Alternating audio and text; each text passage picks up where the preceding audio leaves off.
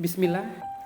Namun sebelum kami memulai presentasi kami, alangkah baiknya di sini kami akan memperkenalkan diri kami terlebih dahulu.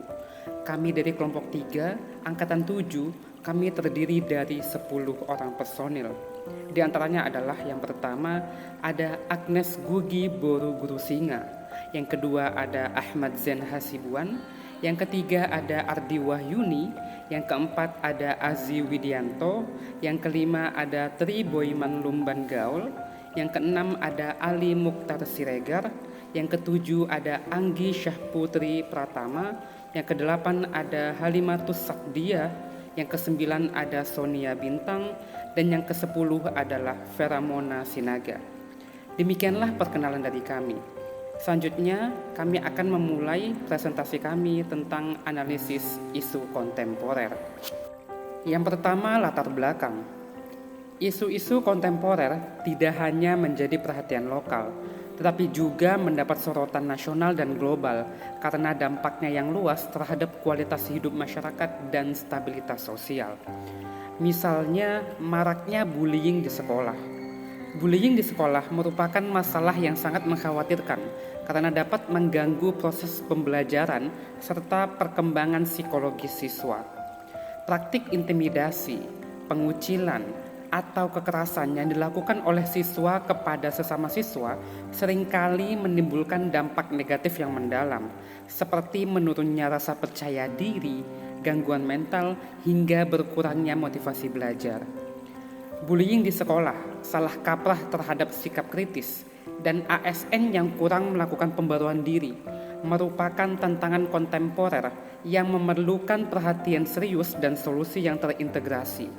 Pemahaman yang mendalam mengenai akar masalah serta langkah strategis menjadi kunci paling penting dalam menghadapi isu-isu tersebut demi terciptanya masyarakat yang lebih maju dan berkeadilan. Tujuannya apa? 1. Mengidentifikasi dan memahami kondisi serta tantangan dari isu-isu kontemporer, yakni bully di sekolah, salah kaprah terhadap sikap kritis, dan ASN yang kurang melakukan pembaharuan diri. Yang kedua, menggali akar penyebab dari isu-isu kontemporer. Yang ketiga, memberi rekomendasi strategi untuk perbaikan ke depan. Selanjutnya, masalah yang terjadi. Yang pertama, maraknya bullying di sekolah. Lingkungan sekolah belum sepenuhnya kondusif dan aman bagi seluruh siswa sehingga masih memungkinkan terjadinya tindakan intimidasi dan kekerasan. Poin kedua adalah sikap kritis yang sering dianggap membangkang. Mengapa? Ketika seseorang mempertanyakan keputusan otoritas, pihak tertentu menganggap sebagai penentang. Yang ketiga, ASN yang kurang melakukan upgrade diri atau pembaruan diri. Hal ini disebabkan oleh rasa apatis atau bahkan karena merasa sudah terlalu nyaman pada zona nyamannya, sehingga hal ini menghambat motivasi seorang ASN untuk berinovasi dan beradaptasi. Oke, baik. Di sini saya akan menjelaskan tentang teknik analisis isu. Jadi dari masalah yang telah kami angkat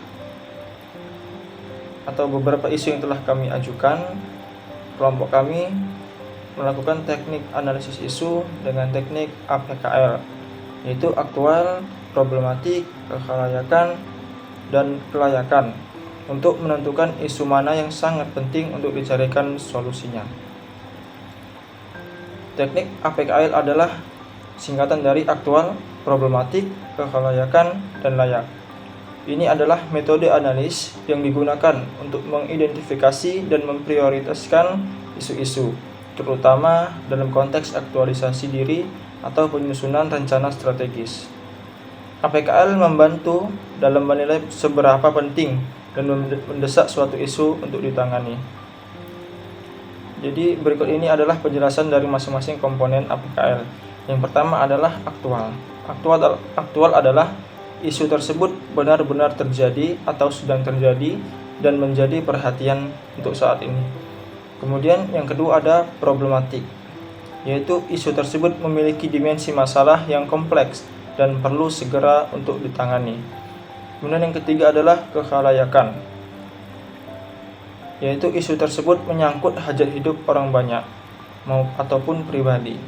Kemudian yang keempat ada kelayakan, yaitu isu tersebut masuk akal, realistis, dan relevan untuk dicarikan solusinya. Terima kasih. Mengenai analisis penilaian kualitas isu yang menggunakan teknik APKL, di mana dalam penilaian teknik APKL ini menggunakan skor 1-5, di mana semakin tinggi skornya, maka menunjukkan tingkat penilaian atau tingkat kepentingan isu itu harus segera diselesaikan.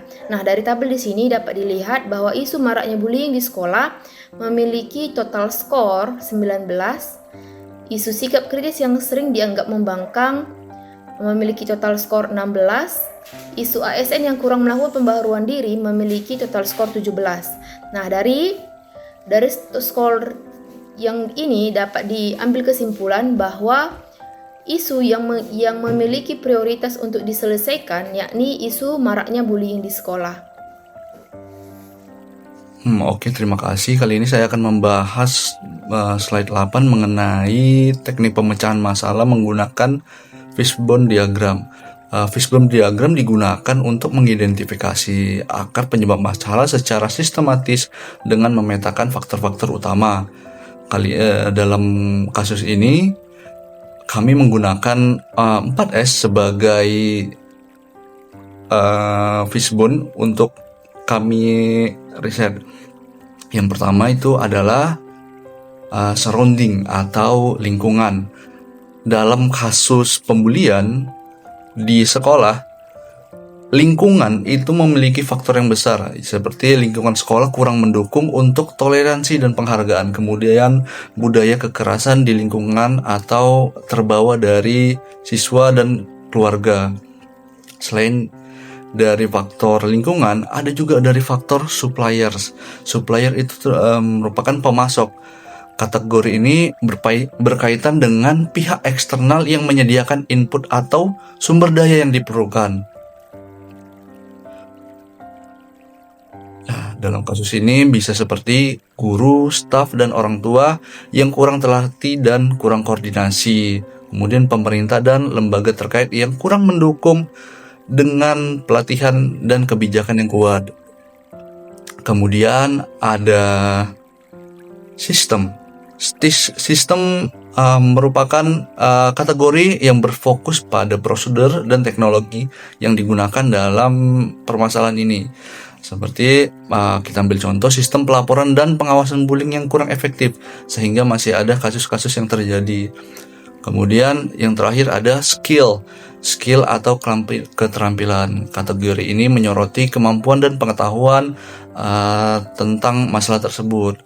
Jadi bisa dibilang mungkin guru dan staf kurang terampil mengenai kasus bullying ini. Kemudian orang tua juga tidak memiliki keterampilan untuk komunikasi kepada anak tentang kasus ini. Terima kasih.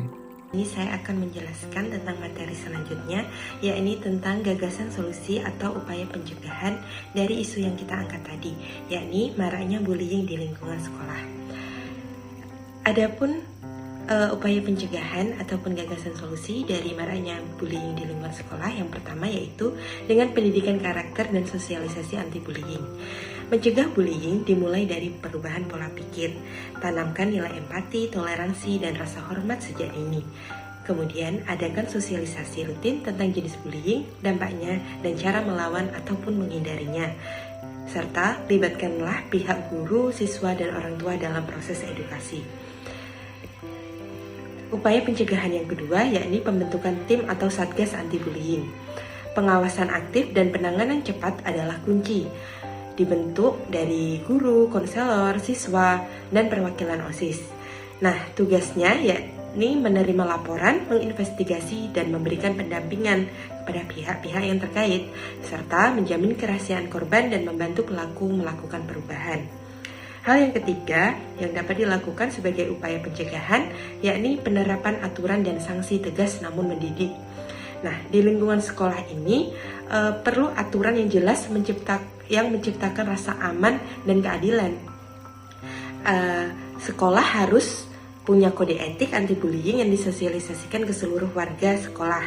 Kemudian, terapkan juga sanksi edukatif, bukan hanya punishment ataupun hukuman untuk pelaku, agar pelaku dapat sadar dan dapat melakukan perubahan di dalam sikapnya. Nah, yang terakhir yaitu yang keempat, dengan mengadakan kanal pelaporan yang aman dan rahasia. Korban sering tidak melaporkan suatu bullying karena merasa takut.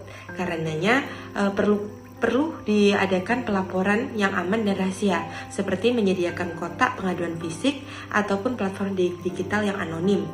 Dan kemudian pastikan juga laporan itu ditindaklanjuti oleh pihak berwenang di sekolah secara cepat dan bijaksana.